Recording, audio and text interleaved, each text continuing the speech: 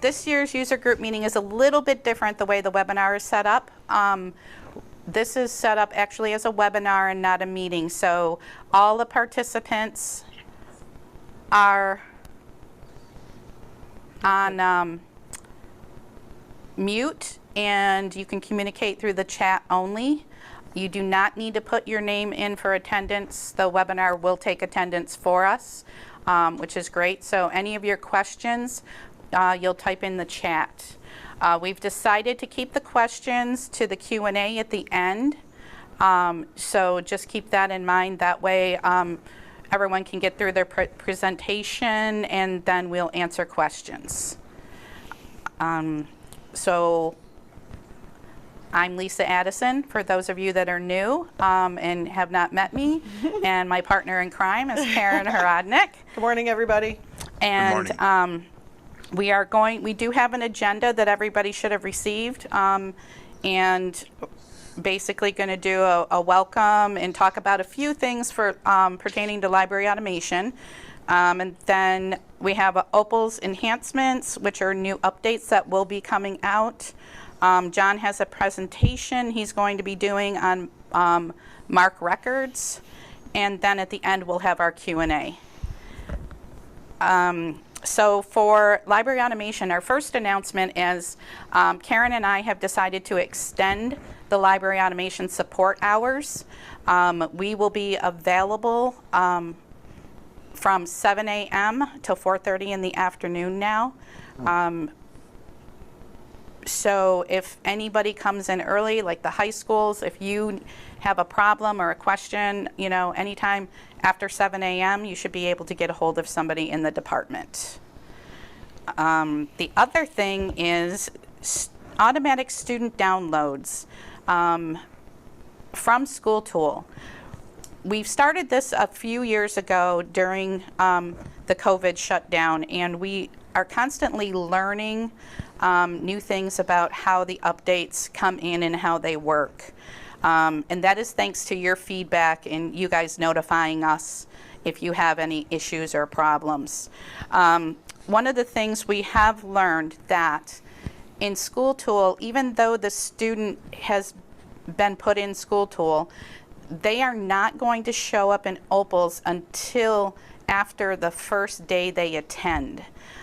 This came up with the schools that use the OPALS equipment module, and the first day the students are there, they're trying to assign their Chromebooks to them, but they're not in OPALS. So that's where that problem has arose. The next morning, after the first day they attend, is when they will show up in OPALS. And that's just, School Tool does not push them as active until after the first date they attend. The other thing is, we've also found out a lot of the schools, especially at elementary level, when a student moves, you like to change the teacher in the homeroom to either moved or something like that, so they no longer are assigned to the teacher's classroom list when you bring them up for circulation. The problem with that is we also have found out that the student might be gone, but they're going to remain in that teacher's class until the new school has requested their transcript. So if you go like the first day after they're no longer there and change that information, it is going to be overwritten. So you are going to constantly be doing that. I've talked to our School Tool team, and they said sometimes it can take up to 2 weeks, sometimes it can take longer. It just depends on the school that's requesting the transcripts. Let's see. Same thing is, if you have new students that have actually been attending for like a week and you're finding they're not in OPALS, you need to please let us know and we'll look into it. Sometimes something does happen and those files aren't communicating properly, and we can definitely look into it and find out what's going on. So that's how we find out all of these little things that happen, is because we rely on you guys to let us know, and that's how we're all learning. School Tool, as well as OPALS, also has updated the gender field. They have now have a category of non-binary. School Tool did it first, and MediaFlex complied for us to get that changed, so we wouldn't have any problem with those data files. So just to let you know, genders now are male, female, non-binary, and not available. Let's see. Also, students, if you have a student that has a nickname or you have a preferred name that the student likes to use, you can edit the student's record and put that information in the nickname field. We have tested it and found that the nickname field will not overwrite. And if you're bringing a student up by name, if you type in the nickname, it will find them and bring the student up to be able to check out books. And that is all that I have for library automation updates. If anybody has any questions regarding that, you can put them in the chat, or if it's something you want to just email us, you can feel free to email us. We do have an email. If you're not sure if you're supposed to email me or email Karen, we have an email. It's las@morc.org. And if you send an email to that, that will automatically get forwarded to both Karen and I, and we can in turn reply, and then you'll know which one of us. Which one of us. Or you might get both of us, so right. You never know. Right. Okay. So that's it for that. Harry and John, or John, I don't know who's going to do the OPALS enhancements, but feel free to share your screen. And I think Harry will be going first. Yes. Well, basically, I'll just be speaking for a few minutes, which is, I know everyone's laughing. I can hear you even though you're muted. And just to do an introduction, and then John will and stay in the galleries, because I'm interested in the dialogue also that will happen. So I will be here for the whole meeting until the end, even if I do turn my microphone off eventually. Well, thank you for the bird illustrations. That's very good. We have his cousins up at our cottage in the Laurentians. I'm very pleased to be able to meet with you, and we're all hoping that one day we'll be able to do this in person again. However, I do thank Lisa and Karen for organizing this meeting and getting the vote out, which is quite impressive that so many of you have been able to make it to this Zoom meeting. We'd also like to thank you for anyone who voted for us during the annual library technology reports that was just published at the end of March this year. OPALS was given the top marks in all categories. Again, this is about 10 or 11 years in a row. As a result of this survey. It's one of the I think it's the largest library technology survey that is done. It's published every year by Library Technology Reports, and our friend Marshall Breeding has been doing this for several decades. But thank you for your votes, those of you who are able to log in and send your votes. In addition to that, the Modern Library Awards was given to OPALS this year, the platinum level, thanks to the votes that some of you have made on our behalf when you were surveyed.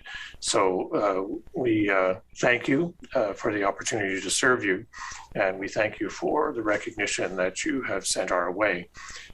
We also had want to let you know that we're going to be at the school library conference in New York at Turning Point in Verona, I think is the name of the town. And we look forward to seeing you all there.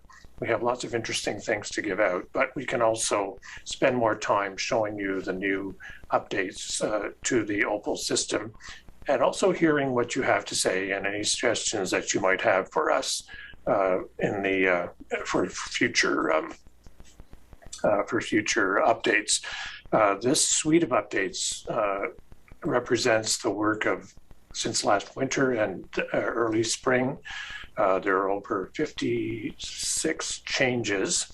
Some of them are major, and John will show these to you, and some of them are small paper cut things that Lisa and Karen have reported to us over the past year that you have that's been relayed to us. So we fixed these things as well.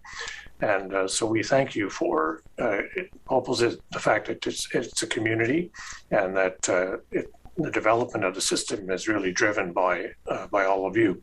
So we would encourage you to continue to feed your suggestions to Lisa and Karen, and we look forward to hearing what you have to say to us at the school library conference in Verona in a couple of weeks. And on that happy note, I better stop because I might start telling you stories about my grandkids, and as well as the birds. And I'm going to hand it over to John, who will probably stop talking about birds and focus on OPALS at the moment. So thank you for coming, and we'll keep in touch. Good morning, everyone. This is John Schuster. Excuse me.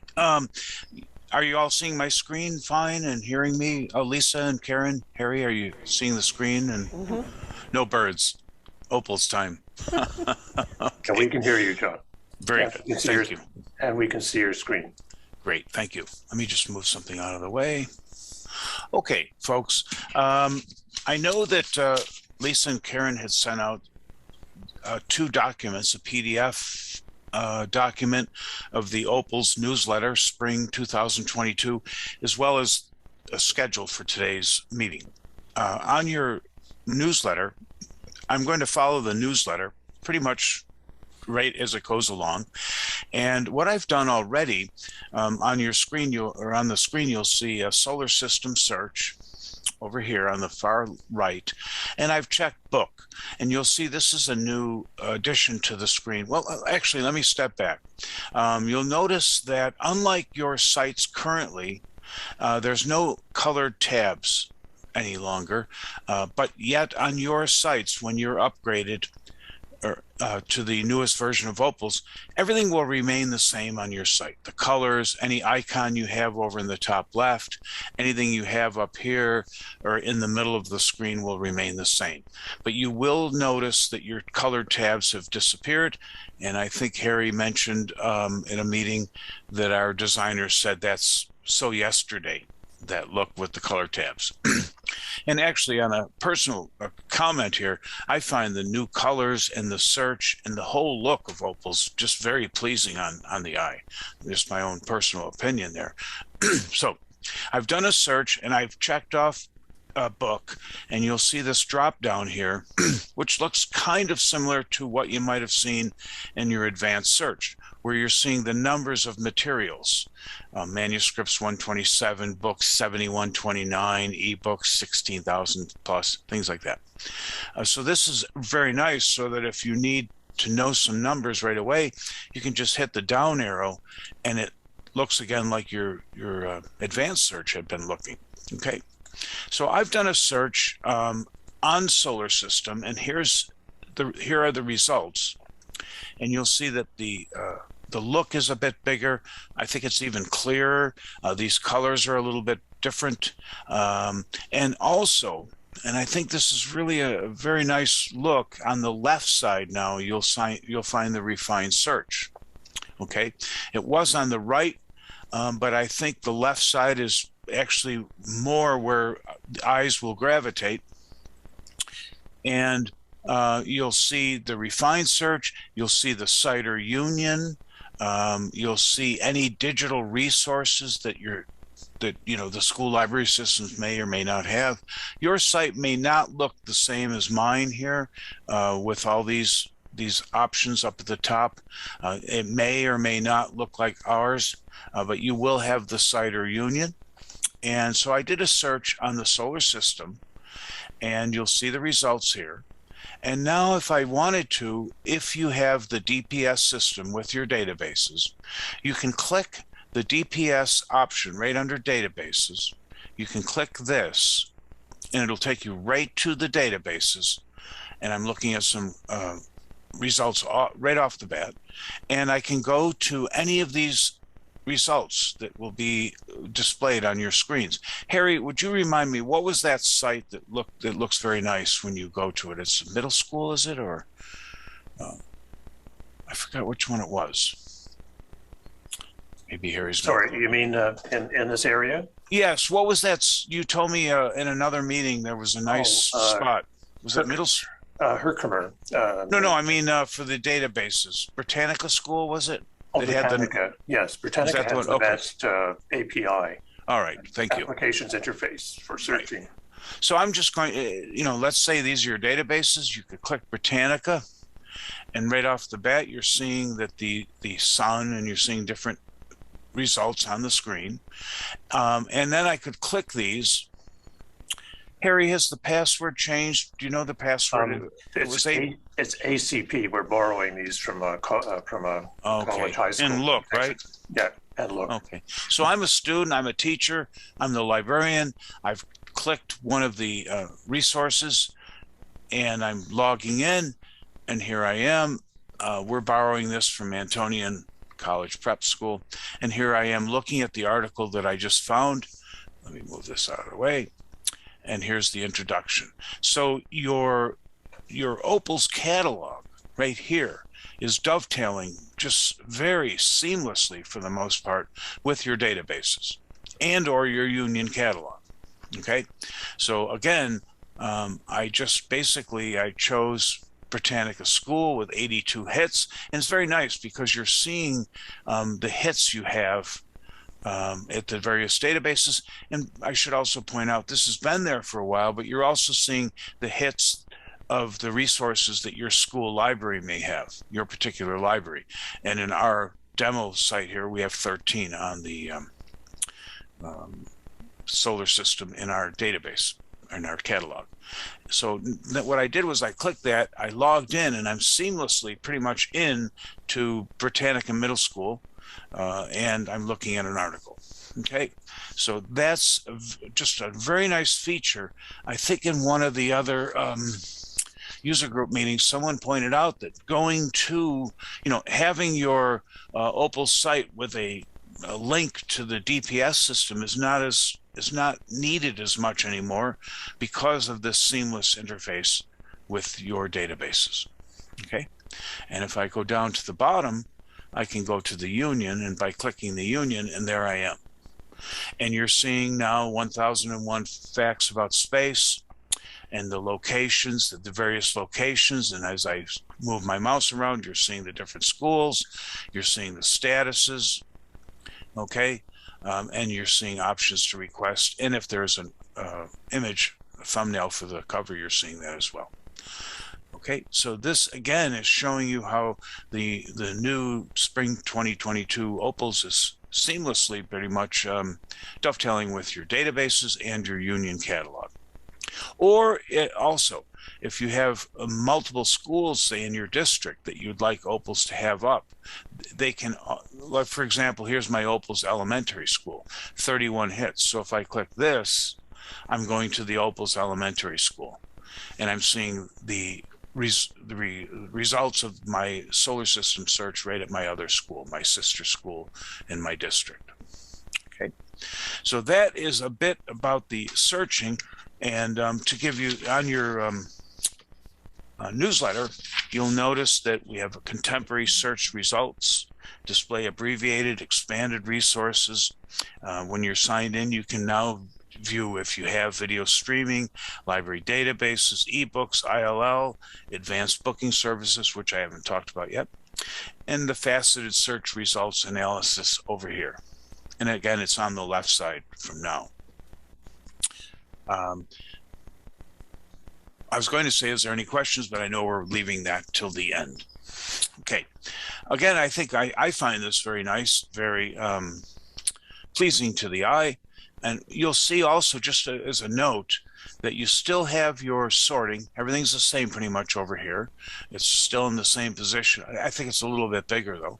And you've got your different options for sorting. Okay, you can your select pages over on the right now. It used to be on the, well, I think it may have been over on the left, actually. It's on the right. And also, I'd like to point this out. I'm going to choose, let me go back to, let me just do the search over. Okay, 1 second. There we go. All right. I'm going to show you something else. If you were going to do a bibliography, and you put a check mark in these boxes here to add to bibliography, and you'll see a nice pop-up comes up. The bibliography used to be right where my mouse is, but now it's up here as a shopping cart.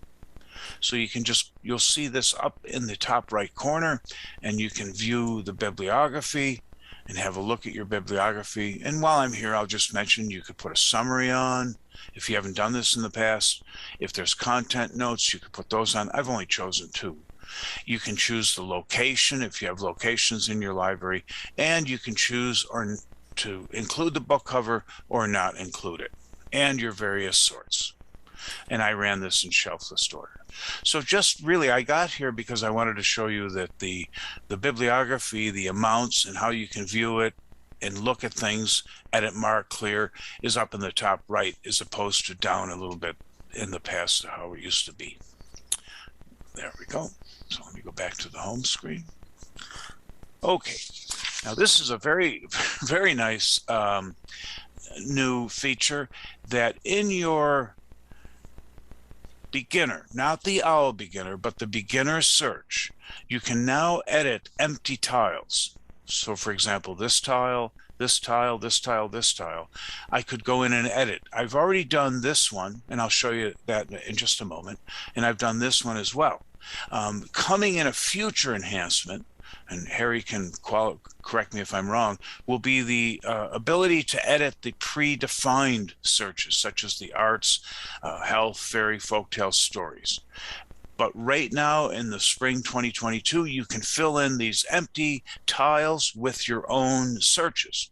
And those searches can be a query of your catalog, linked to a web page, to your genre list, or your own topic walls. So if you're in the beginner search and you'd like to go to the items on a graphic novels topic wall, you could, if you have that topic wall set up. Let me show you what it looks like. I've kind of predefined these a little bit already, and I'm going to click my edit. There, oops, hang on a minute. Let me refresh. Sorry. Oh, 1 second. There we go. All right, I'm going to click the edit button again, and I'm going to click my solar system. Well, hang on a minute. Let me just do a new one. There we go. Sorry. And this is where you would define, I won't get into it too much. We don't have that much time, but this is where you would say if it's a URL, a genre based on your topic walls, or a query. And you would put the category name here and the terms to search here. You could put your own icon. I'll just show you that. By the way, if you'd like, when you click icon, you'll have the ones that OPALS has provided, the standard, the PK through 5, the UVIC, and then your library name would be here. And you could choose, you could upload an icon. So you could go and find the icon for a solar system, say, for example, or religion or whatever, CITER, International Children's Digital Library, and use those icons, or a picture of yourself, the librarian's favorite pics, and have a photo of yourself here. I haven't seen anyone do that yet, but it is possible. Okay, so I'll just choose this one. So I've chosen this icon. I could put a source URL, and let me see if I have what the paste. Oh, no, never mind on that. I thought I might have had a URL there, but you could put the URL here, and I'll just put, this is crazy one. I think the URL goes on the bottom. I'm sorry. Yep. I'm just sorry, Harry. Oh, you're just checking to see if I'm. If you're sipping coffee and sleeping at the same time. Okay, right. So you put something like Google Solar System, International Children's Digital Library, which I had set up, but I lost the link. And then I'm going to go shorthanded. I would never do a Google thing here, but you could, and you could say, okay. And now you see the results where I've got, well, it's the incorrect icon, but you're seeing the results. And I'm going to save this. I don't want to get too much into the setting up, because Lisa and Karen will help you out with that, as well as OPALS. So now, oops, hang on a minute.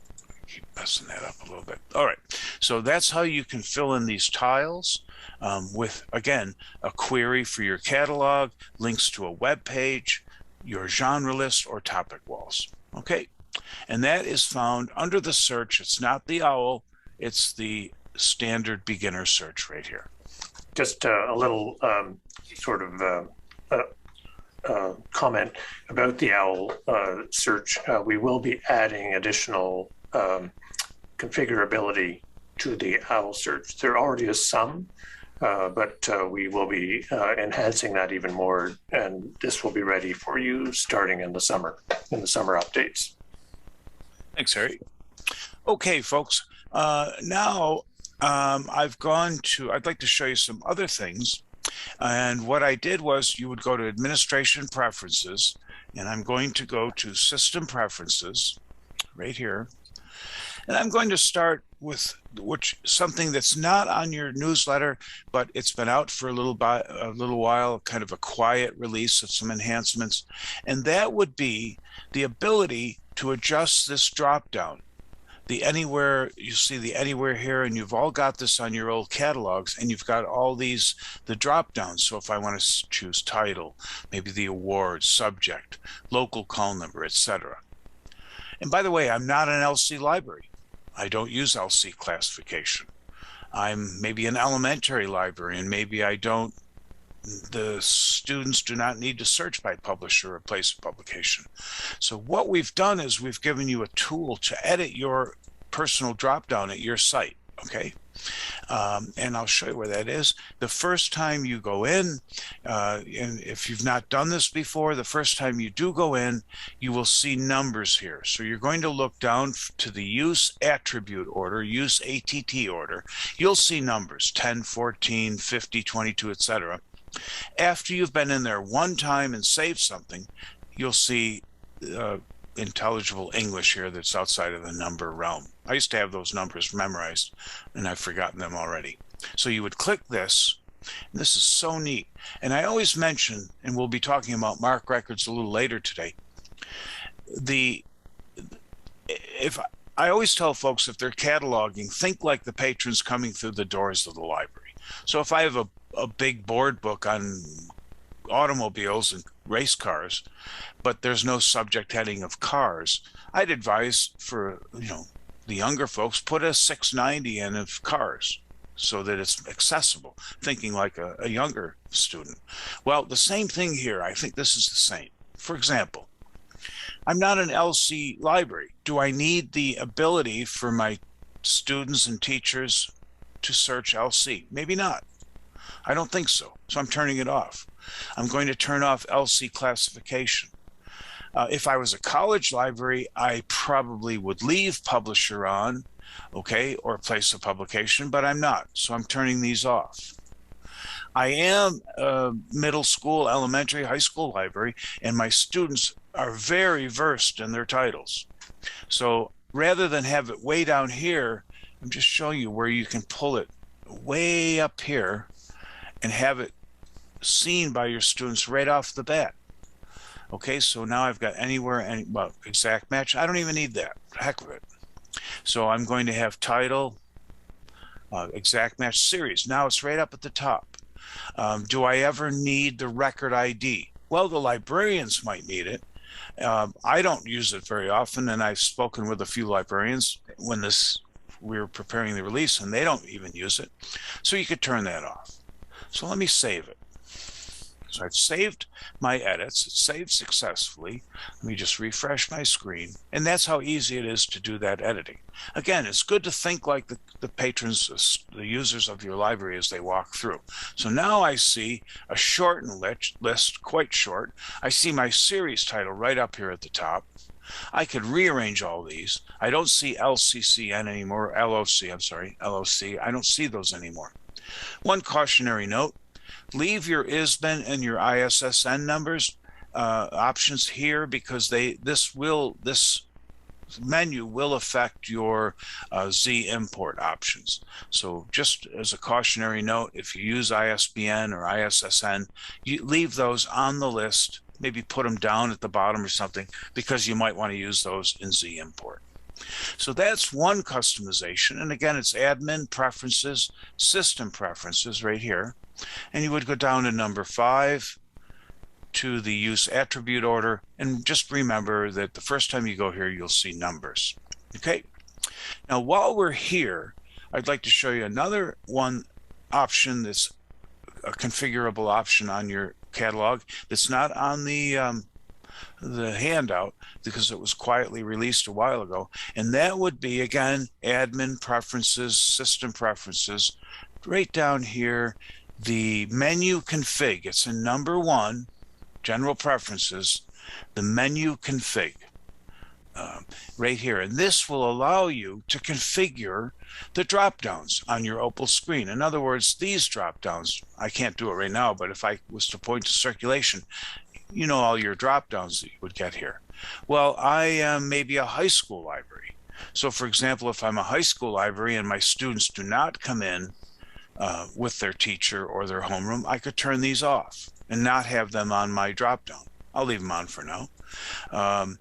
So you can turn things off that you think you'll never use. Okay. So for example, your OPALS home, topic well, new items, hours, whatever. If you don't want any, if you don't use web links, which has been around a long time, you could turn it off so you don't even see it. Really, this one would be viewable to your users of the library, your students and teachers, and the search would, but some of these wouldn't be, because these are for you logged in as library admin folks.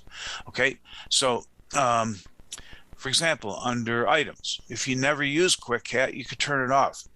Or well, I know you use interlibrary loan. Temporary resource item. In the last few meetings, I've told folks what that is. What that means is, and that's been around a long time, but I just thought I'd qualify it. A teacher comes in and asks, I'm in an elementary school, you wouldn't have a copy of Dostoevsky's, Crime and Punishment. Well, elementary library would be highly unlikely, but I have a copy at home. So I could bring that copy in and loan it to my colleague, my teacher, the principal, my other teachers, whatever, from my own collection. So a temporary resource item would allow you to catalog something that's outside your catalog, your library catalog, put it into the system, loan it to whomever, and then when it comes back, it would disappear out of your system.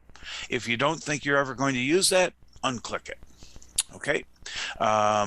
So any of these options that you might not ever use, you could just unclick, and again, you would tailor your drop-down menus here. So let me just unclick a couple things just for the heck of it.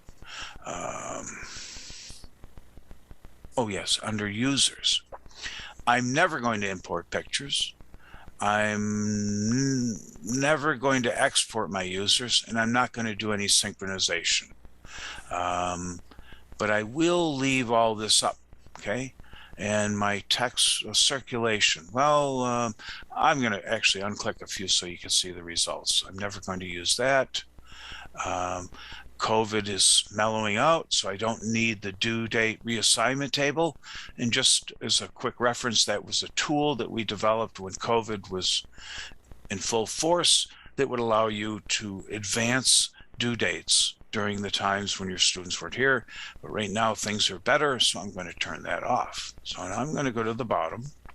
I'm going to save this. All right, save successfully. I am going to refresh my screen. So now let's look at the items. Well, I don't have QuickCat any longer. That's gone. Let's look at Circ. I don't have teacher group loans. I don't have homeroom group loans. Taking that off. So again, I've tailored this. Let's go to the home screen. So what I've shown in the last 5 minutes is two things. One, how you can tailor your drop-down menu in alignment with the people who visit your library, the students and teachers. And then these you can tailor for yourself and or your students. Your students and teachers would see the home and the search, but only you would see these, okay? And you can tailor those drop downs according to your needs. In addition to that, the media format, you can tailor, and I'll show you a few things next, where you can say, what order do you want these showing in? In other words, do I want movies up at the top, whatever. That's another configurable option. And what I'm looking at right now would be number 4, OPAC Search Result Display Editor. And on my copy, it's page 4. I think it's the same that you folks have. And right at the top, you'll see 4 OPAC search results. Okay, and I'm going to show you some things on that. Under Administration Preferences, we're going back to Preferences, back to System Preferences. Okay, we're going down to number 5. And Lisa and Karen or Harry, if I start getting more into training than showing, let me know. I seem to go that way. Okay, right here, you're seeing that your brief record fields, this is a new item on the list, and you can go here and you could turn off things. You could customize what is showing on the brief record. So when I did my solar system search, oh, hang on. Well, I don't have it up, sorry. When I did my solar system search, we looked at the brief records. I'm just going to be radical here for a moment, and I'm going to turn everything off except title and save it. Would I do this in my library? No way. Okay, but I just wanted to show you the scope of what you can do. I'm using solar system again, book, make it a little smaller for myself, and you'll see the brief record is quite thin. I wouldn't do that. That's just the title now. I would really prefer to present to my students and teachers a fuller record so they can make better decisions on what they're going to choose. For example, series, things like that. So again, I can go back up to Administration, Preferences, System Preferences, down to number 5, and there's my brief record. I'm going to add some things back. I'm going to put it all back on. But think about it. For example, if your school does not use Lexile, does not use Fountas and Pinnell, then take them off, because that just makes the brief record busier. Maybe you use Lexile, but not the others. So just leave Lexile on. The Circ status, is it in or out? Okay, the date of import, if you think that's necessary for the students and teachers, leave it on, or you. But if you don't, take it off. Now, I would never take off title, series, author, publisher, pub date. The publication place, maybe, I don't know. It's not that much in the way. The call number, you would never want to take that off. The location, the date of import, maybe the students don't need that. As a librarian, I can always run my acquisitions list, things like that. So just be careful here. You don't turn things off that your users might need to make a choice in the resource they're going to use. Okay, so I'm putting that back and I'll save it. Okay, now in addition to the brief records, here is the brief records for the beginner search. So we've already looked at how you can edit your beginner search, adding new tiles. Well, this is the same thing. So when I do a search in the brief record, I can also edit what is seen on that brief record in the beginner search. So if I'm searching the beginners and I want to take off publisher or publish, I can do that now. Or if I want to limit my reading program to Lexile, I could turn off Fountas and Pinnell and study program, things like that. So this is the brief record field for BGN, refers to your beginner brief records. Okay, and the refined search fields over here. Okay, this is what I showed in the very beginning of my presentation, that you on your left side now, it used to be on the right, on the left side of your OPAC catalog display, you'll have the refined search. Do you want all this? Well, BISAC I turned that off, I think, yesterday or some recently. Do I need that? That's the book industry standards subject headings. Well, my students, I don't use it. They don't use it. I'm turning it off. I don't use Fountas and Pinnell. I'm turning it off. Would I turn off location? Probably not. Would I turn off my format, my subject, my prefixes? Probably not. Okay. The era. Okay. I'm going to just cancel this and do a search real quick. Just 1 second.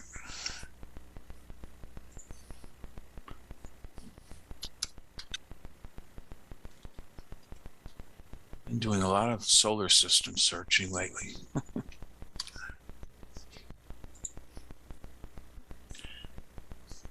So what I'm referring to on this right here, number 5, are the refined search. For example, the era. So let's look at this. If I go down here, here's my language, my format. I do want format. I want my teachers and students to know that I have a DVD version or whatever. My classification, my subject headings, my author, the genre. Okay, I think I turned off era. Okay, so that's not showing. I probably would not turn that off, because if someone's doing a paper on history or doing research, they would like to, highly likely, they would like to see the era. Okay, so that is found right here under your refined search fields. Okay, and oh, I do have era on. Maybe I turned it off yesterday and didn't do anything today. We do a lot of these meetings the last few days, so sometimes I forget to turn things back on. So bear with me. Okay, I'm going to cancel that. So there you go. There's your so you've got your brief record editing, your brief records for the beginner, the refined search, all the data on the left side of the screen based on your results of the search, and the search media format order. So here is the search media format order. In other words, this box right up here, this window right here, what do I want showing it right in front of me at all times? So I can go down here, and I'd like book to be the first one, maybe ebook second, maybe DVD. I'm going to put third because I have quite a DVD collection, whatever. Again, thinking like what your patrons, what your students and teachers might like to search for might be the best way to go about it. Okay, and organizing the order in which. If I don't have any, if I have one library kit, one poster, I'll put that at the very bottom. Okay, so I think it's best to have it edited and conforming to what you think the needs are of your library. So that is the editing for your OPAC search results that was found on number 4, section 4, and it happens to be page 4 of the newsletter that was given to you via email. Okay, now I'm on circulation updates, number 6. It's page 5 on my handout. Okay, and this is the option to include a thumbnail on a printed notice and an email notice. Well, I did mention, hang on a minute, let me just step back. I skipped something, very sorry. I'm going to go to the home page.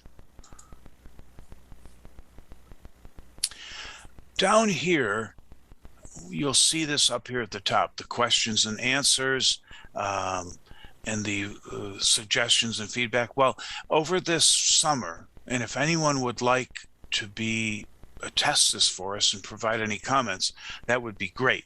So we've got a live chat coming on board with the next update, not this spring 2022, where on PD days, if you're having a professional development day and you happen to be in your library all that day and you'd like to turn, and the students aren't at school, maybe you could configure this with your calendar, and you could be on for 2 hours during your PD day. Maybe the PD day is to look at different genres and all sorts of other things in your library, but you would like to offer a reference service to your students.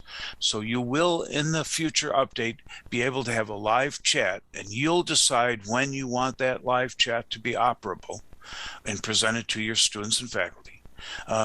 You'll be able to do that. So if there's anybody interested out there for testing and some feedback, please let us know. you can email Lisa and Karen or me, Harry, and we'd be glad to have you help us out. So that will be coming along, and that will be a live chat. Okay, so now I'm moving over to the Circ updates, and I'm going to go to my site that has, there we go. I've just run my overdues, and here are my overdues, okay? You'll see that if I go to print notice, oops, sorry, I'm going to select all, print notice. Just remember that you can always edit these notice, your notice text at the top and the bottom. And if ever I'm getting into a little bit of editing or teaching, if ever you start typing, you could save it as new or just simply save it. If you save it as new, you'll develop an archive of overdue notice statements. So when my students get their overdue notices in October, it might say this, but I might go in and say something like the following items are due, school closes in a month, please bring them back as soon as possible. If I said, something like school, and I started to type something, I could save as new. So next year I would develop a small little archive of the different notices I might use over the school year. All right, I'm going to click print notice, and I hope you can see this. I may, Lisa or Karen or Harry, are you seeing this coming up yet? Is that on your screen, or do I need to do a new share? We see the notice, the print notice at the bottom. Okay, hang on just a second. I'm going to do a new share. There, thank you. All right. Okay, we see it now. Thank you. I always have to remember to do a new share. I have to maybe learn something about Zoom. Okay, here's what your notices could look like after today, or after your update, sorry. You'll have the thumbnail of your book images right here, your book covers right here. And I'm always in trouble. You'll see John Schuster's name popping up all over the place for overdue books. So you can include the book thumbnail cover right on the print notice. And this has actually been out there as a quiet release. Oops, just a second. Okay, we're back. All right. This has been out for a little bit, quietly released, where if you do an email notice, that the book cover will also show. So just so you know, my email notice, it's already been out. If any of you have done that, the book thumbnail cover will show on an email, but the spring 2022 update will provide the thumbnail cover on the print notice as well. Okay, so there we go. We've just finished the very top, number 6, page 5, the thumbnail for both printed and email. You won't hear this, but on your sites, once you're updated, when you do go to circulation and you do perform certain circulation functions, you will now hear some differentiated sounds. You can turn them off if you don't want them, but the sounds would be for ILL items, a temporary item, a lost item. In other words, you're in elementary school and you're checking out hundreds of books daily or weekly, and ILLs are coming in. If an ILL comes in now, you will be verbally notified that it's an ILL. Or if it's a temporary item, the Dostoevsky book I lent to a colleague, it's coming back. The colleague's done with it. That will tell me. Or if it's a lost book, it's coming in, I'm just checking books in, I'm not paying attention, I've got 120 books in my book drop, a lost item will also be notified, and that would be a different sound that you can turn that off, and that would be in preferences number 2. I won't show you that, but it's in circulation preferences. Circulation voice could be on or off. Okay, Another very nice feature, I think, is if you use location. So if anyone's listening today and you don't have this location option on your catalog, it'll look a little bit different, but it is to the left of everything else. So you'd see it and you'd know it's there. This is a location option. Many more libraries are using this every day. This is not new. I'm just going to highlight it because I really like it. If I was in a live library these days, I would definitely have it turned on to show things like graphic novels, my professional collection, my board books, whatever it might be. Okay, so now I have a student at the desk and the student says, I would like a certain book. So I'm going to do a quick title search. And the student asked me for Hollow City. And now I see that the location, that's why I highlighted our location option over there on the home screen, it's in graphic novels. This may have said, maybe the student didn't tell me this, but he or she wants Hollow City, but they didn't tell me it was in a locked glass case outside the library on the wall, on the hallway walls. And now I look, I say, oh, it's out there. You didn't say that. Okay, if you want the book, I'd have to go get it. So this is just what's really happening here is we've added the location option to a quick title search in loans on your Circ screen. So if a student doesn't tell you where they saw it, you'll see it right off the bat. And maybe I'd go to the graphic novel section of my library, or I'd go to my glass cabinet out in the hallway. Excuse my voice. So that would be on page 5 again, loans, quick title search display. Okay, now your Circ stats report. Under administration, your different reports and tools. Your Circ stats reports will now show deleted, withdrawn, or ILL from the report. You can exclude those options, the deleted items, withdrawn, and ILL. You can exclude those from your Circ stats. This site doesn't have too many stats yet. I'm not going to show that, but I just thought I'd mention that in the future, if you're running stats, you can exclude deleted, withdrawn, and ILL. Okay. One other thing. Oh, I need to turn something back on. Excuse me. I'm going to preferences, system preferences. I'm going back to menu config because now I'm not a high school library anymore. This morning, I'm going back to being an elementary library, and I want my teacher group loans and my home group loans back on. All right, I'm going to save that. Great. And I'll just refresh my screen. Circulation. Okay, let's go to teacher group loans. What we've done in the spring 2022 update is you now have, if anyone has a special group, okay, just a second, a custom group list. Let me see if I have one. The music club. There we go. Okay. There's only one student. But let's say you have a custom group list. You're in elementary school and your students come in with their teacher or by homeroom.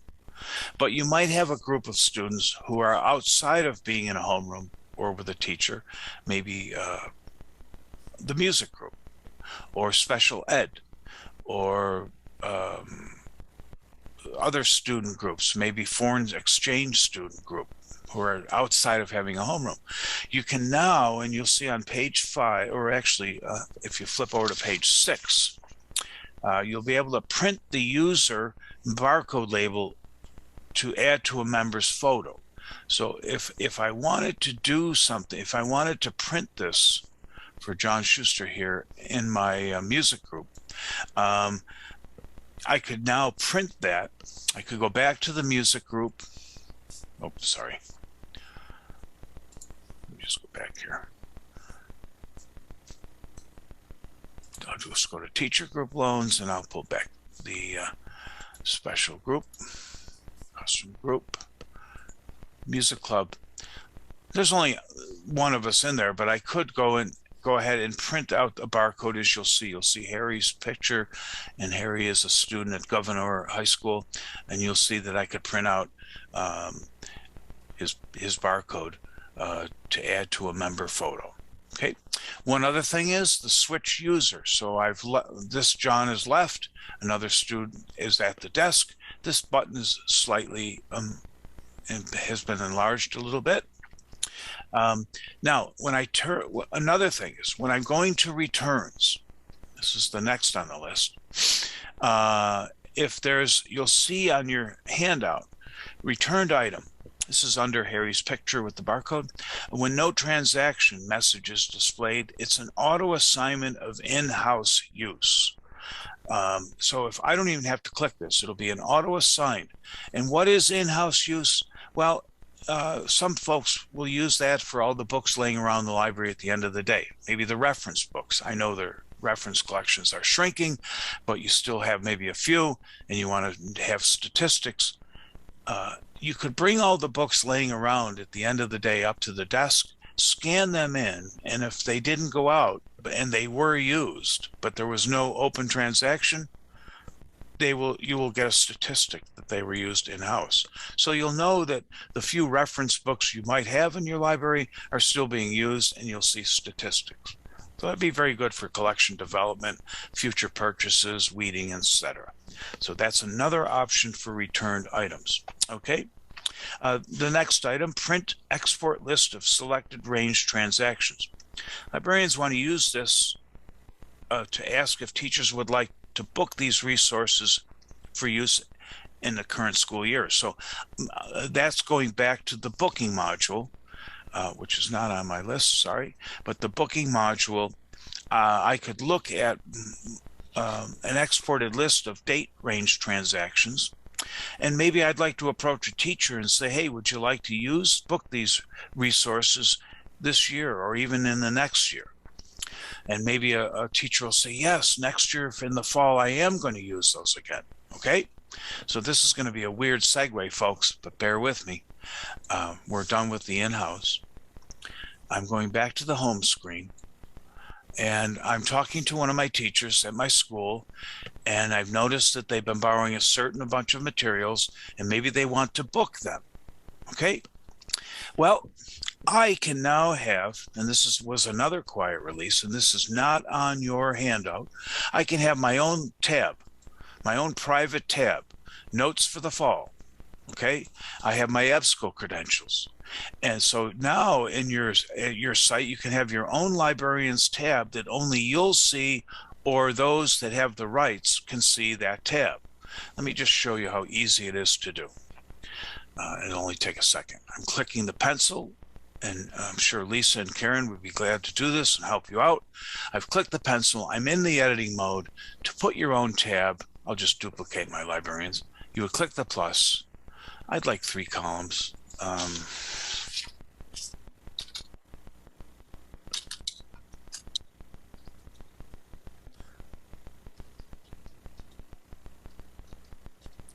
John's tab for library stuff.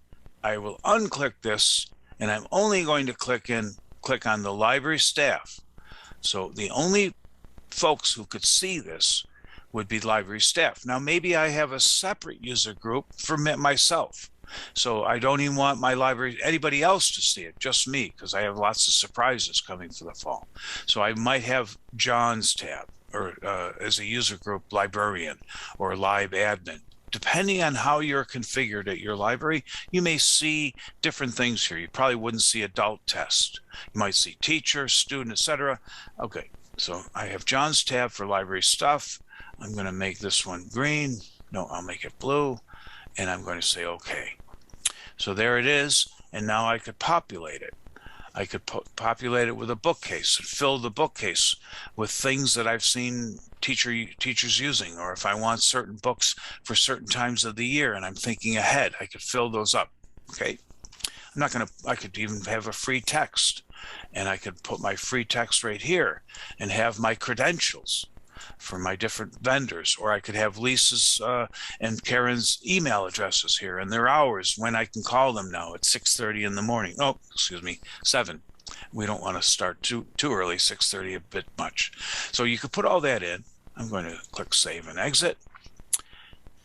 And now I'm back to the home page, and you'll see that I have John's tab and I have my librarian's tab. I'm just going to log out briefly. I'm logging out. Now I'm looking at it as a student will see it in the library, on their laptops. Teachers, they're gone. John's tab is gone and the librarian's tab is gone. Okay. And Lisa and Karen will help you out. And I also have a tutorial on this very topic on how to create your own tab. And you can get very creative with that tab, which will remind you of things coming up in the future. Or right now, for that matter, your EBSCO logins or different logins that you might need to use. Okay. Okay, back on page 6, right below Harry's picture. Let me log back in. You'll see now under, I talked about the exported list, which led me to the librarians tab to help you out for the fall, noticing teachers' loans that they've been using a lot. I'm thinking ahead, so I made my librarians tab. Okay. Lost items. I am going to, now if you charge for lost, let me just check something real quick, folks. Going to preferences, system preferences. I just want to check something on this, on our demo. Okay. Damage and lost good. I just wanted to see if I charged for lost. Okay, very good. So I'm going to circulation, I'm going to loans, and I'm going to pull up a patron. I just need a barcode, folks. All right. And I'm going to show you what happens with lost items now. Okay, so now I'm going back, going to returns. It's the middle of the day, no students are in, I'm returning books.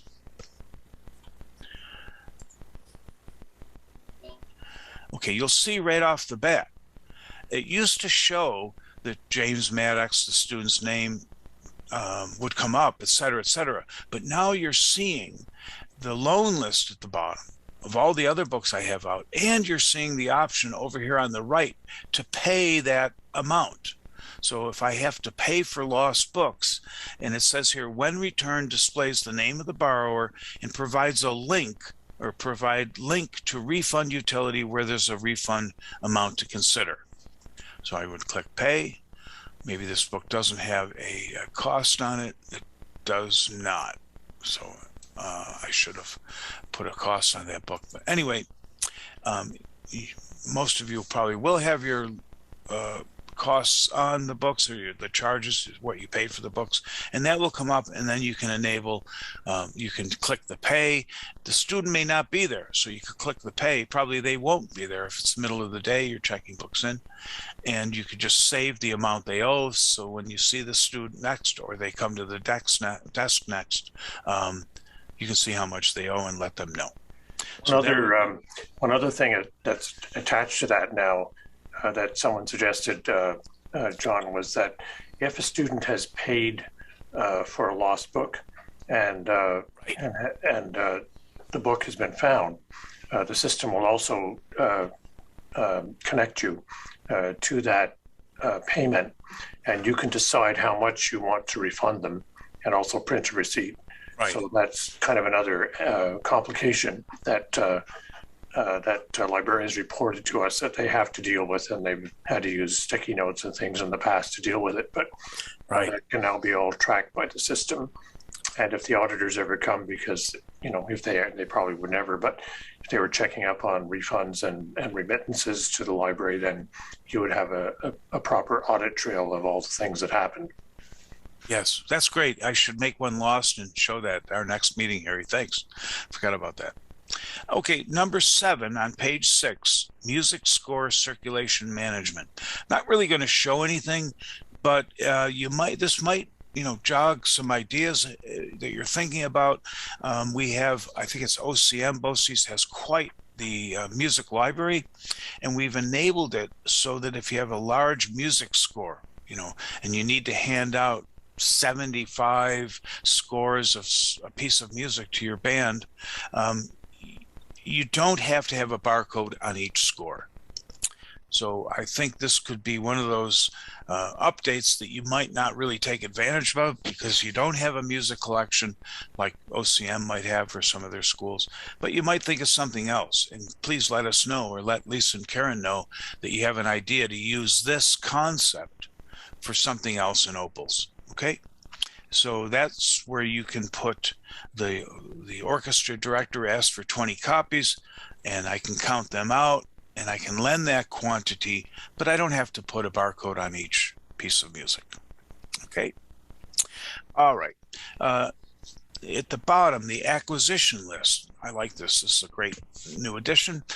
Administration. Oh, sorry. Reports and tools. Your item acquisition list on the far left. I'm clicking item acquisitions. And what you can do now is a couple things. The date range has been there. So I'm just going to go back a little bit. Choose February 1st to today. And now you're going to see this is a new addition where you can search the date ranges, but now you can search media format. I could choose different fields. That's been there. But now I can search a media format. So I know I bought DVDs, or I know I purchased whatever types of media I purchased a few months ago, and I'd like to see them in my acquisitions report. I can choose media format type, then go right to the right of that and find the media format that I'd like to choose, like to report on. So I'm going to choose map, and let's see if there is any. This is a gamble. I'm fishing. Yes, there is. Okay. So I did a search, and I know I bought maps, and I don't remember when. I just wanted to see when I got them, when they were imported, and they were imported March 7th. And you'll see over here, the format would be a map. So that's a new addition to your acquisitions report where you can then define the media types and only look for those on the acquisitions report. Okay. That would be 8 on page 6. Number 9 on page 6, the user's member directory. You can now display alternative addresses in residence data. I'm not going to show this. I don't know if any of you would ever export your student data file, but if you did, and be careful with privacy issues and all that, especially emailing it, things like that. But if you did, and you do use alternate addresses, alternate residences, they can be displayed on the CSV file as well. Okay, and that would be, again, you'd find that under your user group editor. Okay, that's where you'd find that to do an export of all your students or teachers, whatever the case may be. All right, the items editor. Okay. You can add location to the Pathfinder's print resource listing. Okay, so we go to the Pathfinders. Okay, and I don't think we have a very big one here. Let's see what we've got. All right. Okay, there we go. Now, if I'd like to print these, and I have these in a location, I should set up for the next meeting, Harry, graphic novels or professional. This doesn't have a location, but if I did, I mean, it's not critical. We don't see this today. The location can be there for the Pathfinder print. So I've got a Pathfinder, and a teacher would like to hand this out to all his or her students and ask them to get resources. The location, not only available in library, will show, but where it is in the library. Maybe it's in that locked glass cabinet in the hallway. Maybe it's in the graphic novels section. Maybe it's in the science fiction center section. That will show on a printout, which makes it a nice handy tool for a teacher and or a student to use. Okay. Under utilities, delete from hit list. And this is something that I think maybe Lisa asked for. I'm not sure 100%, but it might have been Lisa or Karen. And that would be under administration, reports and tools. Okay, the delete from hit list. This is going to look very much like the global editor now, where I can use the advanced search here and use the advanced and use different mark tags. So I'm going to delete from hit list, and I have specific items out there that I just don't want to have to search one by one or even search the stacks. I can put in a tag, say a 690, something I've identified, education, I don't know, dystopian novel, whatever I'd like to do, I can use various tags, various subfields, the data in those in conjunction with my Boolean operators. So I want to say, you know, I want this data and this data, another tag, and I want certain record type. And maybe if I want, I could put the import date range if I'd like. So this gives you the ability for a very granular search to find materials to then delete in your collection development weeding program that you might have. Okay. So again, this is looking like the group editor and under the items tab, and it gives you a more granular approach to do weeding and deletions of your collection a little bit easier. Okay. One of the features on the right-hand side, John, is that it addresses the problem that some of the libraries have when they buy ebooks. So if you bought 100 ebooks from your vendor or Overdrive or ProQuest or whoever, and sometimes they have to be withdrawn because the publisher no longer wants to participate in that particular format or provide that particular item to you. So when the vendor sends you the list of items to be deleted, this will now enable you to delete those selectively. In the past, what we often had to do, I think Lisa and others, was that we'd have to delete the whole list and then import the new one, minus maybe minus the 5 that are no longer there. So now that was kind of cruel and unusual punishment. So now you can actually just delete the 5 that are no longer there in that list. But that's almost a whole other meeting to discuss. But I thought I'd mention that. Yep. Thank you, Harry.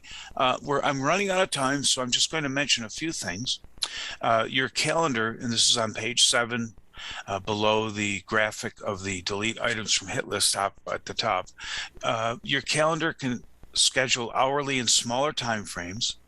The login is mapped immediately to display the library homepage portal. That's relatively new. And then the dashboard. I'm going to show this real quick in case you don't know about it. And I always say the dashboard, if someone comes in the library and says, I only have 1 minute, what do you do here? The principal, the superintendent, a parent, whatever. I always say, let's go to the dashboard. And I can say, these are our titles. These are our holdings. This is what was lost, my ILL statistics. Oh, I did, 22 loans outstanding. Your circulation stats will be a lot more than these. This is what I've done here. I've reserved this many books. I've done this many returns. The booking request. Now, the booking request has been added now to the dashboard. That's what's new. But if you've never looked at your dashboard, it's quite a nice place, and it's literally up to the minute. So if I checked in items today was 1, but I checked in the next 3 minutes 80 more, and I went back to the dashboard, it will be reflected here, and it's hyperlinked to this. So if I click 1, you'll see it'll take me to the Circ stats of today, and I can see that I checked in 1 item. Okay. By the way, if ever you run your Circ stats, you might not know this, but if you run them daily, I'll click Create Report. This is not on the sheet. It's been there a while.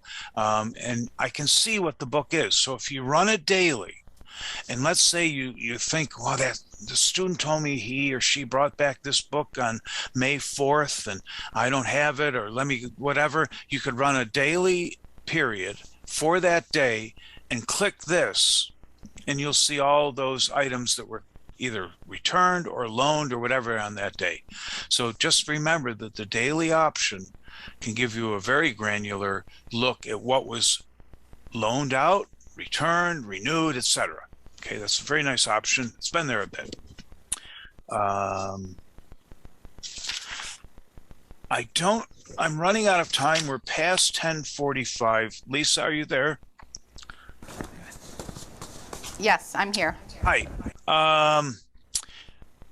Should we go right to the Marc record? Because some of the the equipment things we could do off, in a Zoom, another Zoom or whatever. I don't want to run out of time. Yeah, John, if Yeah. anybody does have any questions regarding the equipment or the textbook module, they can reach out. I think that's okay. And you do not have this updated version as of yet, so I'm sure people, even with some of the stuff that you've shown, when you do get it, will have questions. Just reach out for anything that you want to do once the new release is out, if you don't remember. Great. Lisa, could you give me 30 seconds? I'll be right with you. If you want to mention anything else, I just need 30 seconds.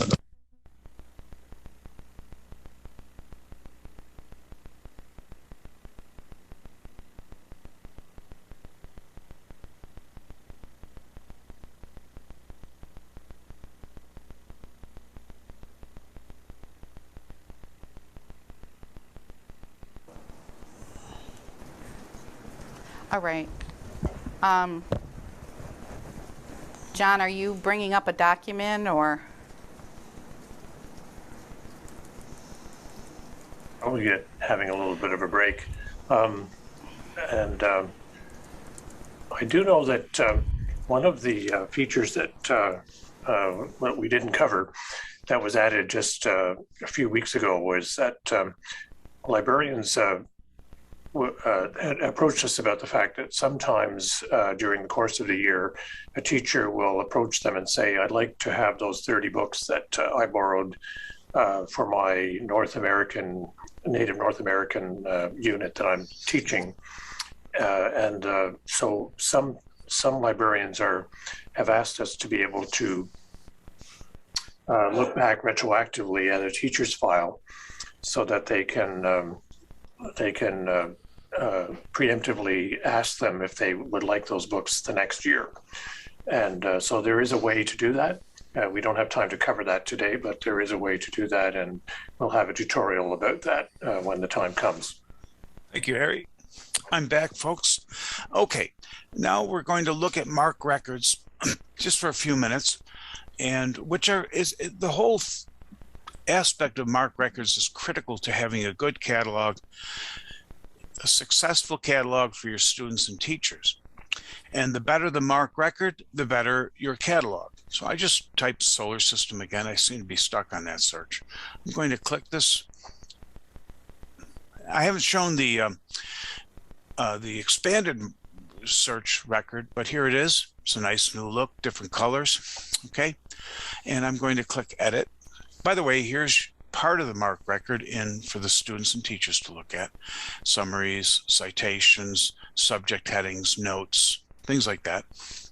I'm going to click edit, and we'll have a look at the bibliographic record. By the way, if you're teaching anyone, or a new library aide or a new librarian or something, I always mention to the folks that the Bib record is that which drives your OPAC, your catalog, your students and teachers finding resources. The holding record represents what you're holding in your hand, literally. This particular copy of The Story of Earth. Maybe I have 5 copies, but this particular copy I bought a couple of years ago and it was $17. Maybe the copy I buy today is $27. Okay, things like that. So I just thought I'd mention how to differentiate the two. The Bib record is that which drives your OPAC searching and how your students will find things, and you want a robust bibliographic record. And the holding record represents what I'm holding in my hand, i.e. the barcode, the cost, even the call number. I could have 3 copies of this book and they could all have 3 different call numbers. Okay, now the Bib record. This is really important, as we all know, to a good catalog, to providing the most resources available to your students. Let's go down this record. The stuff at the top, I'm not going to mention too much. There's your ISBN number. There's a LC number. There's your Dewey number that's provided when, say, you do a Z import. There's my author, my title, okay, the remainder of the title. I did notice that when I did that database search, I had 1001 questions about the solar system. Here's another point. In speaking of a robust record, let's say this book is 1001 Stories of the Earth. Excuse my typing and editing. If I had this, here's a good point about a robust record. You know, Lisa Addison might type, if she's looking for the book 1001, she may type it as a number. But say Karen may type it different. She may type it in, and I'm using a 246 tag, subfield A. I'm a geek. I know that my tags pretty well. And this is a varying form of the title. So here I might put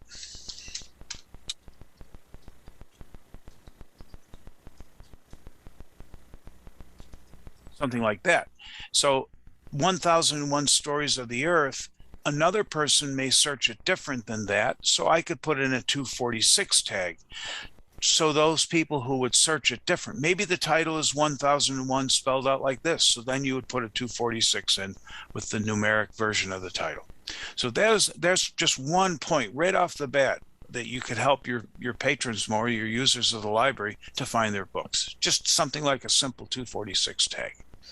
There's your publication, your physical description and things like that. But now we're coming down into some notes that really could help. For example, includes an index, or it might say includes index in bibliography page 128, something like that.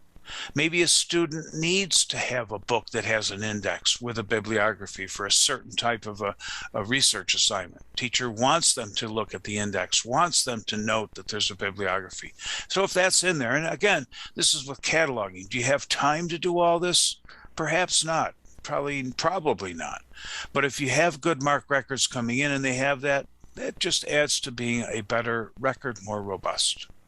Now we've got our citation notes. I'll just leave those alone for a minute. Sometimes, by the way, here's a note. Sometimes people will email me or OPALS sites and say, I don't use any of this. Should I go and delete them? Because they clutter up my screen. Well, the only one really seeing this is someone who has a keener eye, a librarian or somebody else who's looking for these. But I wouldn't take them off and spend all the work to take them off. I'd just leave them. If I was going to do anything, I'd use that labor to put things in like my 246 statement or more subject headings. So just another perspective I'm just putting out there. Here's my 520. All these words are indexed in your OPALS. So if you can have a summary note, or if you have the time to put more in, it's really a nice idea. And these are all indexed. So sometimes people will tell me they go over to Amazon and they'll copy their summary. You want to be careful if you do that, because sometimes on Amazon or book dealers' sites, there's commentaries and things like that, which you might not really need or want in your 520 summaries. So the 520 summary would really, you could just add to this. If you don't think this is long enough, you could just keep typing and add a little bit more, and just remember it's all being indexed. My target audience note, okay, that's here. But here might be another Marc Record robustness. If this book was, let me see, we got 5. Oh, hang on a minute. Let me jump back up. Let me go back up so it's in numerical order. I just realized that this book is part of a series, but the record I have in my catalog doesn't have it. So I'm going to put my cursor right next to the 21 centimeters, add a data field. Okay, type in a 490, which is your series statement, subfield A, and I put in whatever the series is, and then I would add, say, a subfield V with, number 23. So that right off the bat, for students who are looking for those series and want to see if you have number 23 of this or that series, right off the bat, you've just taken this Marc Record into another world of series statements to help your students. So that would be a 490 field. Okay. Actually, the general note, that's a little wrong. Actually, it would be a 504 field. Sorry, I missed that. 504 is typically your bibliography note, but a 500 will work just as well. Now, here's another aspect of a good, robust record. I've got my bibliography note in here. I've got all my series stuff, and I think, wait a minute. This is the 25 best poems of the year 2021. Huh. I should add a 505. So I'm going to click Add Data Field, put in a 505, which is your formatted contents notes. And then I could put in this poem, space, hyphen, space, this poem, space, hyphen, space, and then put in all the poems or the chapters in the book. So if you feel as though it's necessary, a 505 can be short stories, it can be poems in a collection, it can be chapters in a book, whatever you think might help, you can put them in a 505, and then they're searchable. So if this poem that I have, JJJFFI, sorry about my typing, if a teacher wanted to know if you had a book in your collection that had that particular poem and it was in a 505 field, that would come up. And I think it was from one of your schools that asked me this a long time ago. What if I have the 500 best poems ever written? Do I put all 500 in the 505? That's a great question. I don't have a great answer. I would say just the resources you have, use them wisely. And then I think it was one of your libraries, or maybe it was Lisa or somebody over the past, said, you know, a good idea would be the ones that people know, put those in. So if there's, if Alex, you know, if Edgar Allan Poe's stuff is in that book, and you know that teachers have taught those poems over the years, you might want to put those in from the book, but all the lesser known, just leave them out because you don't have time to type 552 poems, titles, or short stories. So that's a good way to look at it. Use your resources wisely and maybe put in those that would be searched for, would be more likely searched for. So that would be a 505, another jump in your Marc record. Okay. Now, so what have we looked at? Well, we've added a 246, a varying form of the title. We've looked at the 490, having your series with the number, so that the students who are really into their series will see this book. They can search for it. We put in a 504 bibliography and index note. The 500 could be includes index. It's just a general note. Sometimes you'll see spine title or cover title. What that means is if it says cover title, that means on the cover is the book, is the title of the book, which is called includes index. But the title is fuller than that. For example, this one, the cover of the book, one might just say 1,000 stories and have a picture of the earth. Well, in the 500 field, you might see that cover title, meaning the cover title is not necessarily the full title. That's just a note to guide your users of the library on just a note to say the cover title or the spine table title is slightly different. Sorry about my voice, folks. Okay, now the 520 we looked at, and your 505 we looked at up here a little bit, getting ahead of myself. The 520 is your summary note.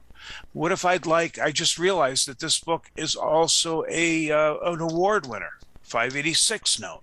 That would be your award-winning note, the awards note. And by the way, we have put in the awards here. So you'll get this drop down and you'll see these different awards. If there's an award out there that you don't find on this list, please let us know.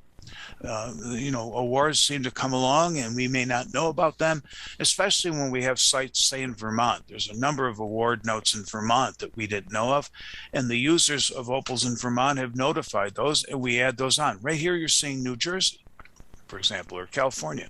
So if there's an awards out there, an award note, maybe it's brand new to 2022, please let us know and we'll put this on here. So there's another robust aspect to my Marc record, the award note. Maybe teachers are looking for those books to recommend to students, those books that do have the awards. Okay.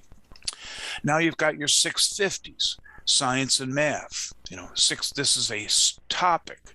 Here's a 651, a geographic name.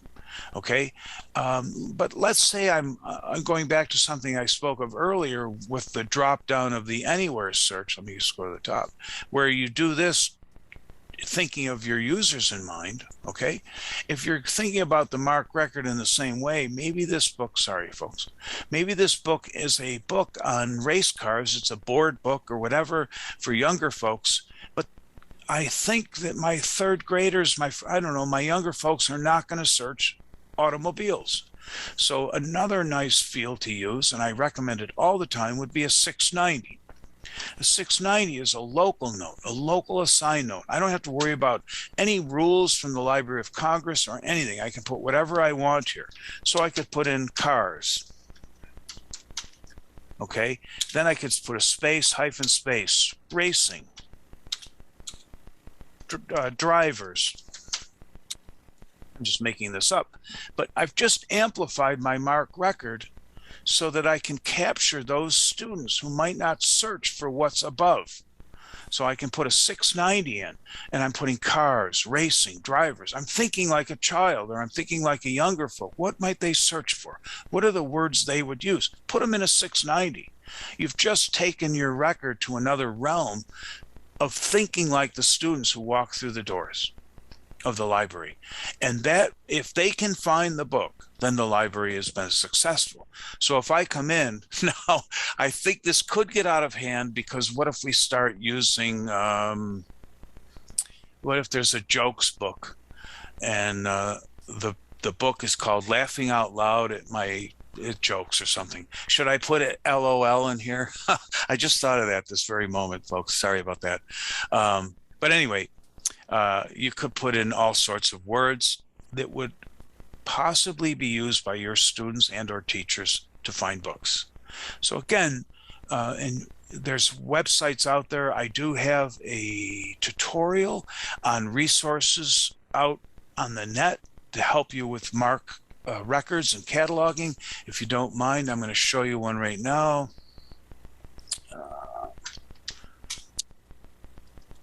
I don't mind showing this, even though it is a competitor. It's a good site.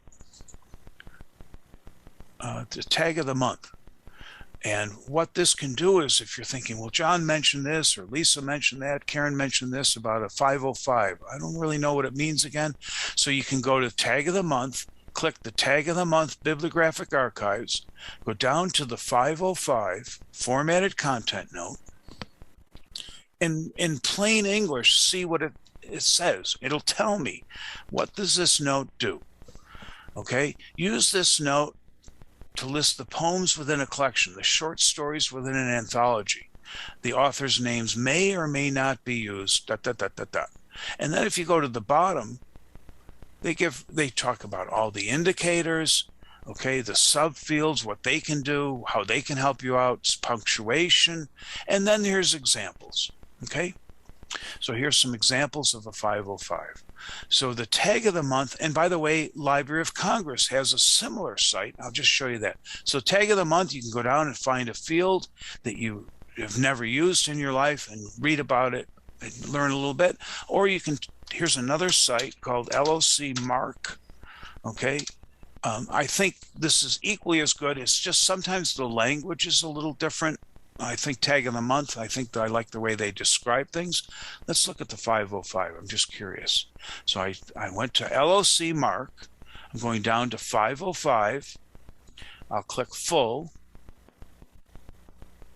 And let's see what this says when it comes up. And then I think it'll be time for questions, right, Lisa? Yes, I did want to talk a little bit about Z importing with the Marc Records. Sure.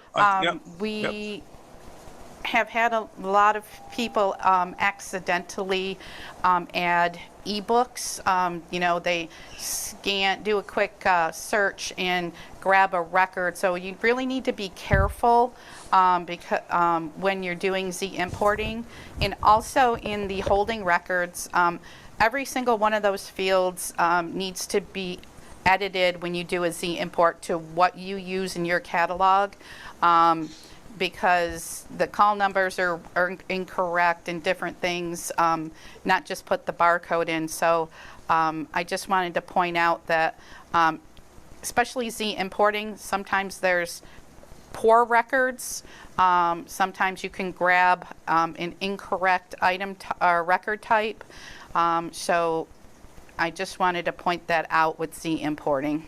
That's great, Lisa. And on top, to go along with that, Lisa, I was just in a Zoom session yesterday with someone who's never cataloged, and they had a book, and we went, found the record in Z import. When we went to the holding record, there was an 852K, the prefix, and it had PA.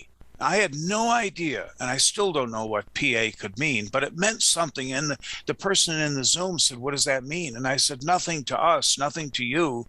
That would be a delete. You would delete that out." So again, when you're importing a Z using Z import, you're getting some other records that could have those call number parts or etc. that have nothing to do with you. And it's really good to pay attention to that. And I couldn't figure out what PA meant, but it meant something to somebody, and the record was there. Finally, we looked at Tag of the Month. I just wanted to show you the Library of Congress is great. Got great examples right here. However, this is a little thin.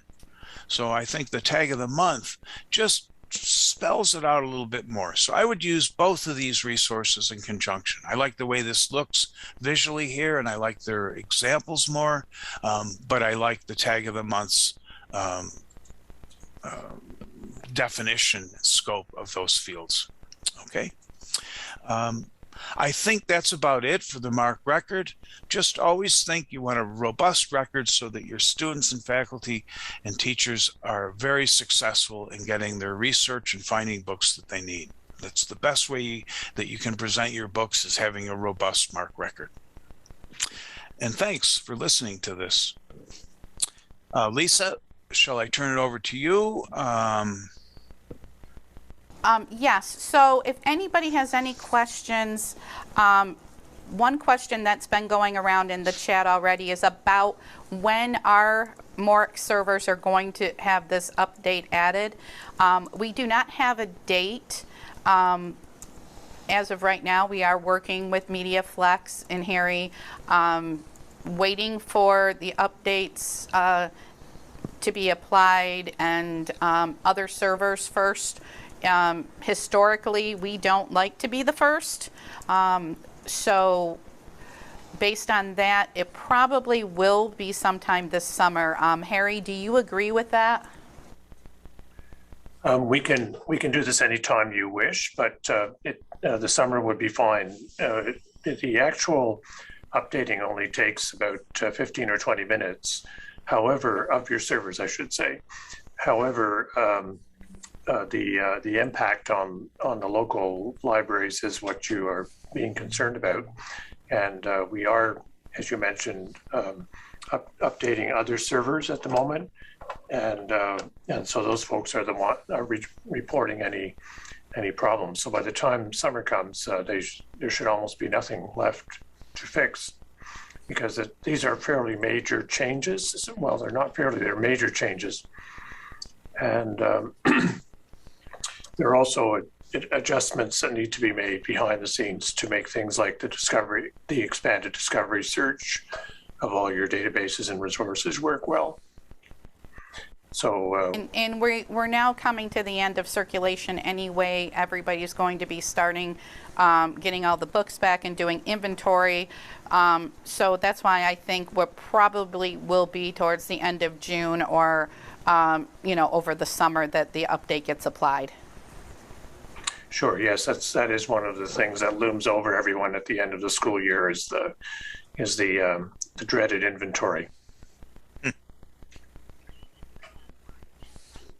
Absolutely, inventory takes up the time. All right. So if anybody has questions, go ahead and type them into the chat. I see everybody's been busy typing. They're coming in now.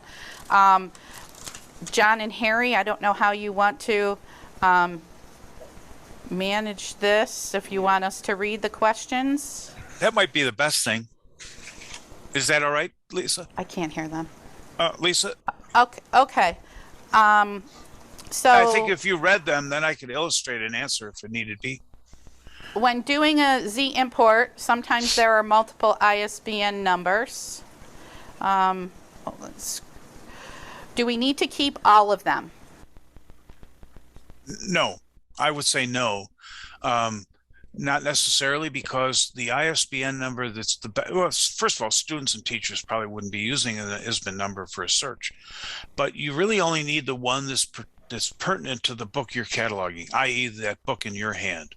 If there's multiple, say, I don't know, different editions or large print, I wouldn't keep it. But yet, would I go and delete them? Probably not. I take my resources of the time I have and make a better Marc Record and leave the ISBNs there. They're not getting in the way. They're not hurting anything. So would I delete them? No. Do I need them? No. I hope that's a good answer. All right, so the next question, and I think Harry and I talked about this a little bit because I've heard this from other librarians before. We are a genreified collection and would like to have location also show on ILL and inventory error reports. Oh, I think it does show on the ILL. yes. That was changed, I think maybe after you asked for it, during the course of this year. With regards to the inventory, I think you can do inventory by location now, can't you, John? Yes, you can. But I think the question was, does it show on a report? It would be great if it showed the location so that you would help you go find that invalid item. Right, and it doesn't show the location now, as far as I remember. It doesn't. But while we're asking other questions, if some of you would, I could run that. Well, I could let you know afterwards. I could do a quick inventory and find out, but I don't think the location is showing. But if they're someone else asking for it on Yeah. actually all the reports, it probably would help, being that the library is genreified. Okay, so all the reports. Okay. Well, next question, and Harry or Lisa, if you'd like to answer it, I can look into this real quick, if you don't mind. At least I'll know that, because inventory is coming up. I'd like to give you an answer in just a sec. So go ahead with questions. I'm just going to do something. You got the one from Carrie about ILLs. Okay, yep. So have we come up with a way to get rid of the ILL request in the alarm clock if someone is requesting multiple copies and you have already filled it? I know we have asked this previously. If it gets confusing to know whether or not the ILL was completely filled or if there was actually a new one there. Harry, I'm going to let you address that because... Yeah, I'd have to go back and look at my emails on that. I know there was a lot of discussion about it at the time, and I cannot remember the outcome of that. It from based on what you're telling me, it still reminds you, and there are multiple copies that that there are some outstanding, even though you might have answered it. But I'll have to double check that. Okay. Can't remember what we did with that. When searching for books by subject, it would be helpful to be able to sort by fiction and nonfiction. Could that be implemented? Subjects, searching by subjects. Sorting by fiction. And I think if you sort by call number, it should sort your nonfiction first because they're numbers, and then your fiction last. So that should be in there. Yeah. And I'm not sure if that's exactly the context of that question. So searching by subject, they would like to be the results to be differentiated by in the search itself or by in the results, as you say, it can be easily parsed by using the sort. But the Searching for a specific subject is what she said she was asking for. Yeah. And it's But I still think you it's still could- the same search results, and it would Correct. just be sorted by call number should separate them. Right. Yep. Okay. And if that's not the correct answer, whoever Stacy, have her email you. Stacy, yeah, email me a classification, and I'll get you an answer from Harry if we're not understanding that correct. Right. Okay. So I tried accessing a database through the search, it would not open. Maybe it's a filtering issue. Also, our ebook checkouts through Sora included in our system dashboard. Sora is not at the moment. And it really depends on where you're storing those records, I guess. If you're accessing Sora directly, or if you're loading the ebook records into OPALS, then that would be two different cases. So, but I could look into that though. Sora. I believe SLS is, I'm not sure if they're doing it differently. I know that with the Jefferson Lewis schools, there are a few CCD collection ebooks that are in OPALS. But primarily, I believe all their ebook searching is going through Sora. Okay, well, I guess we would need to figure out how to get those statistics from Sora. And at the moment, we are not doing that, but we could ask them if that's possible to find those statistics. Folks, I'll just step in. Lisa, do you see my screen inventory list of invalid barcodes?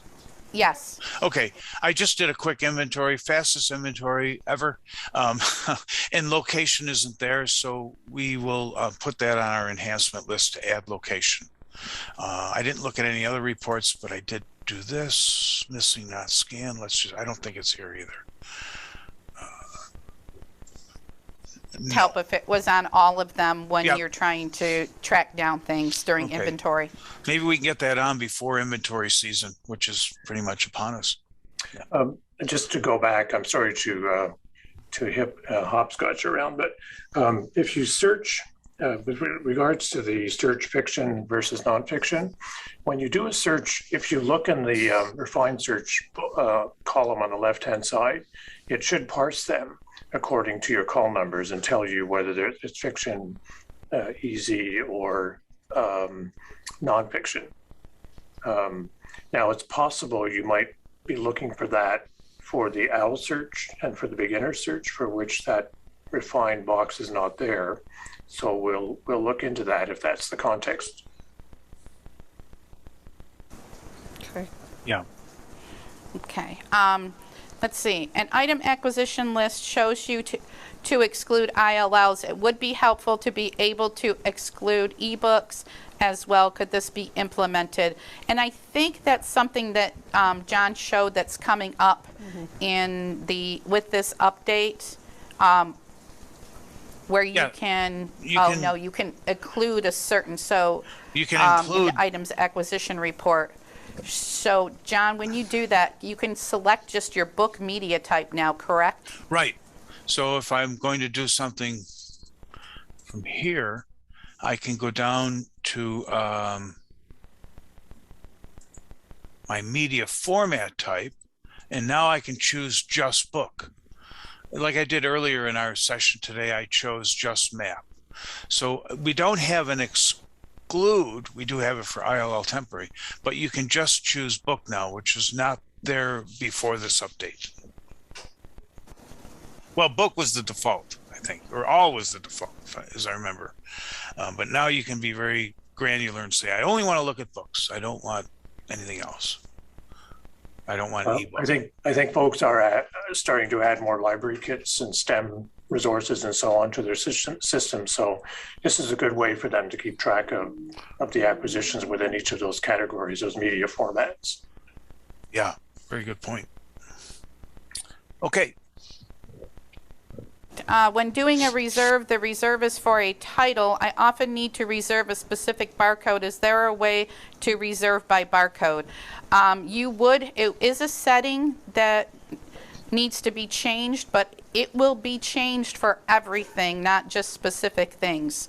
By reserving by title allows the first available copy of that book to notify you. John and Harry, what's your input on reserving by barcode? At the moment, I don't think we do that. We get that request every now and then. And it's on our to-do list. Actually, it's been there for a long time because people are lending out, say, periodicals, different editions of Time magazine or whatever, although there's fewer and fewer of those being cataloged anymore. But generally, what you just said is how reserves are done. It's based on if you have 4 copies and you have a chronological list of reserves by date, then the first one that comes back of the 4 is what's given to the person at the top of the reserve list. So, but I'm not sure if I'm checking something, folks. yeah. Just a sec here. I don't think it works like that yet, but let me just do something real quick and we'll have an answer. I also need to fix a book that is out to a student. If we have 15 copies, I can't be sure to get that book. Right, just a sec. I'm not sure I understand the context of that, but that's the problem with printed email messages, I guess. Yeah, I just need to understand the context a bit more. But yeah. Okay. 1 second, folks. I'm almost there. I'm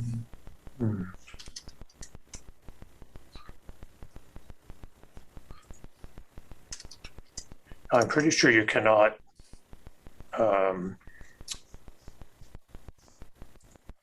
reserve by a specific barcode number at the moment. Yeah. I'm almost positive of that. Oh. Hang on a second. Sorry. Trying to get an answer fast. I see it looks a little different to me, that screen, but I don't think it will work like that. Okay, so let me go here and I just have to look at something real quick. It's JHS01. Okay, 1 second, folks.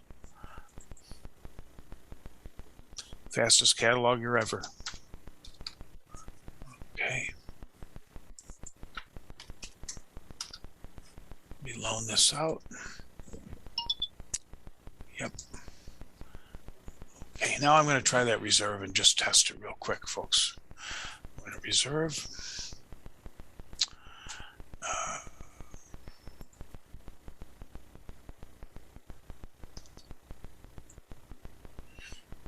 I just created an item with 2 copies, and it says enter, but it's not going to work.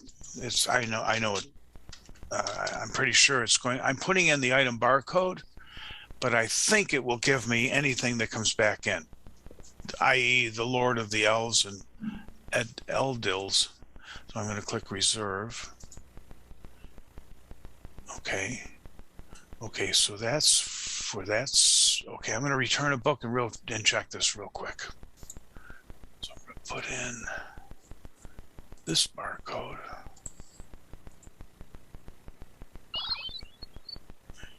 Okay.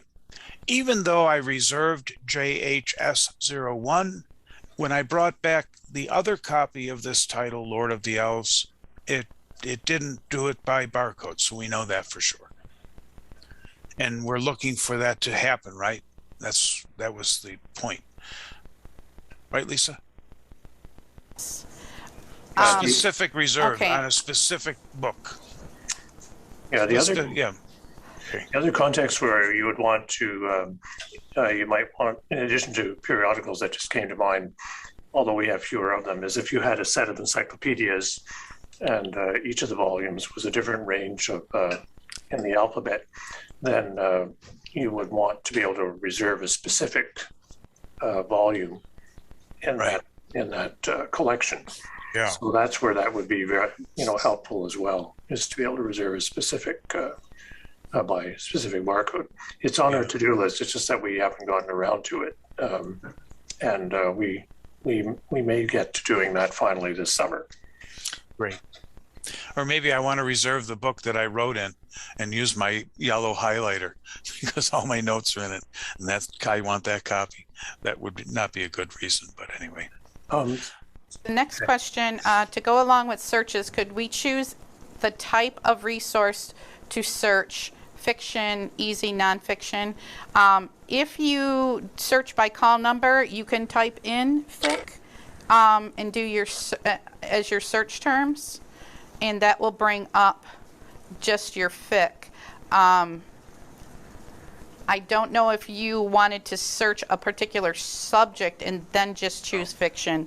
Yeah, I would You have would to then have to use that these on advanced. the left-hand side, I believe.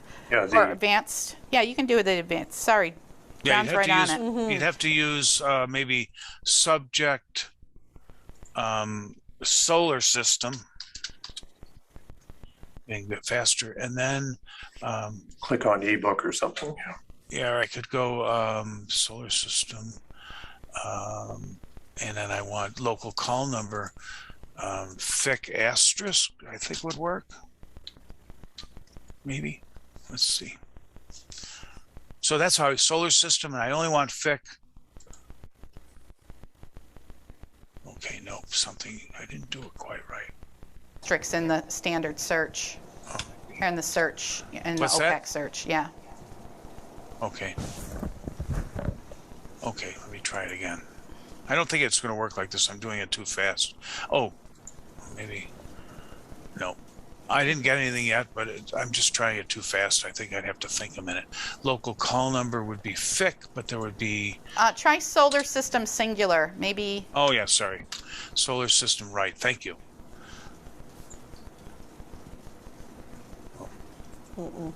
It's not finding it. No. Maybe I don't have any fic. Oh, maybe, because it's nonfiction. Yeah, Try hang on. cats in All right. fic. All right, let's try cats. How about cat asterisk and local call number fic? Let's see what we have. Yes. Sorry. I am getting professional fic too, but I'm not getting any cats Dewey numbers. Yep, sorry, it worked. It was my typing was too fast. Right. Let's take fic out a minute and make sure. So we have 34 records that were all fic, it seemed. Let's do a search with just cats or cat. And now we're up to 329 and we're getting all sorts of stuff. Video, ebook, not just fic. We're getting the Deweys, etc. So yep, it did work. Here's one, the 248. All right. So Okay, yes, the that next would. question is, when doing the items not circulated report, could it be broken down, for example, reference only, fiction only?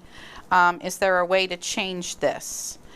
So yeah, it would be nice to be able to run that report on a specific collection in your library, you know, but general is, if you just do G, everything's broken down. You know, it's all included. So they're saying they'd like to be able to do call number by call number, or that part of collection prefix. So something similar to the shelf list where I could put in a call number range, right? Right, Lisa? Okay. Are you hearing me, Lisa? Yes. Okay. Correct. So, yeah, or even now that I think of it, even the drop down in the shelf list report for location. So here's the items never loaned. Okay, we see that, but we're trying to break down G, so say just the 100s. So if I just by contrast, if I go to reports and tools, let's look at the shelf list. We could maybe Like borrow the shelf list query. right here. So I could use the 100 call number from and to, or the shelving location, break it down. So I'd like a report of items of the graphic novels that have never circulated. Okay. Or biographies, in my case, at this library. So it's using parts of the shelf list report in the items never circulated report. And I bet for that matter, it'd be nice to have it on all reports, right? So. Yep. Okay. Okay. Let's see here. I often need to fix a book that is out to a student. If we have 15 copies, I can't be sure to get that book. I think that was about the barcode. Okay. Searching. I think that was part of the other question. Okay. Yeah, that was from before. I think the ILL question's the next one about being in. ILL question, when a borrower returns an overdue book, it comes off of overdues. It would be helpful to have an in-transit list option. Okay, that's in CITR, and I'm not All right, so that could be addressed. Not sure. sure. I've done that. It does give you any copy that's not specific. Yes, Nope, thank you. yeah. I think that was the last question. Okay. Okay. All right, I think that's it for questions. Yeah. Oh, Please nice. feel free to send us that question about ILLs. I'm not sure, I think there is an in-transit status when something is returned that you have loaned to another library, but I'm not sure. When you're in CITR, it'll show her. It doesn't show her on OPALS, but it should show her on her ILL that it's, you know, been transit. sent back or in transit. Okay. That's not us. So I think we got it, Stacy. Thank you, everyone. I hope this has been helpful today. Wanted Thank to you. let everybody know this will be recorded and put out on the MORIC website, a link for you to see this. We'll also put the handouts and then some other resources that John shared for the Marc Record fields. And we will send everybody out that's in library automation, not just participants, that information when it's up on the website. I want to say thank you, everybody, for participating. Thank you to John and Harry. And as always, if you have any questions, feel free to email us. Yep, reach out. I put the LAS in there just as a reminder. If you're not sure or you just want to email both of us, sometimes that's easier. So, and we'll get back to you as soon as we can. And we also will email you when the update has been put on the MORIC OPALS servers. So you will get an email to know that. Great. All right, everyone. Thank Great. you, and Thank enjoy you. the rest of your day. Have a Thank great you, day. and see you at SSL.